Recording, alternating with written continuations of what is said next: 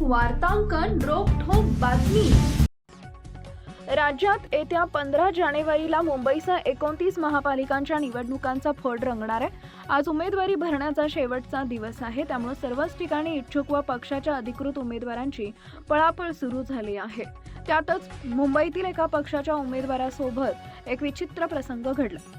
हा उमेदवार आपल्या समर्थकांसह वाजंत्री घेऊन उमेदवारी अर्ज भरण्यासाठी निवडणूक कार्यालयात पोहोचला, पण ऐनवेळी उमेदवारी अर्जच आपण आणला नसल्याची बाब त्याच्या लक्षात आली। त्यामुळे हसावं की रडावं असा प्रश्न त्याच्या पुढे उभा राहिला।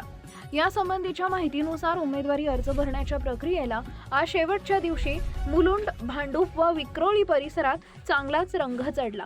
टी आणि एस वॉर्डच्या निवडणूक कार्यालयाबाहेर उमेदवार आणि त्यांच्या समर्थकांनी शक्ती प्रदर्शन करत अर्ज भरण्यास सुरुवात केली। या गदारोळात एका पक्षाचा उमेदवार शक्ती प्रदर्शन करत निवडणूक कार्यालयात पोहोचला, पण तो फॉर्मच विसरल्यानं कार्यकर्त्यांमध्ये काही काळ हास्याचा फवारा उडाला। त्याचं झालं असं की एका पक्षाचा उमेदवार गोवंडी, मानखुर्द, भांडूप, सोनापूर येथील कार्यकर्त्यांना घेऊन शक्ती प्रदर्शन करत गाड्यांचा ताफा घेऊन टी वॉर्डच्या कालिदास येथील निवडणूक कार्यालयाबाहेर पोहोचला। यावेळी पोलिसांनी गर्दीवर नियंत्रण ठेवत त्याला मोजक्याच कार्यकर्त्यांसह आत जाण्याची परवानगी दिली।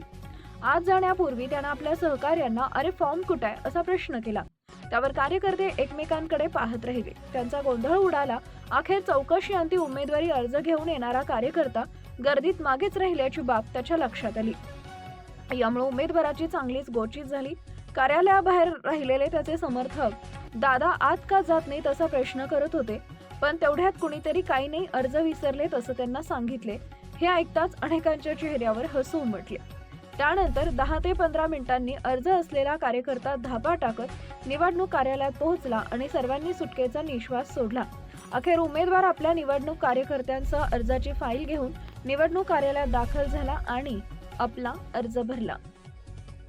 महाराष्ट्रातील महत्त्वाच्या आणि ताज्या बातम्या पाहण्यासाठी आमच्या जय हो न्यूज चॅनलला सबस्क्राईब करा आणि बेल आयकॉन प्रेस करा।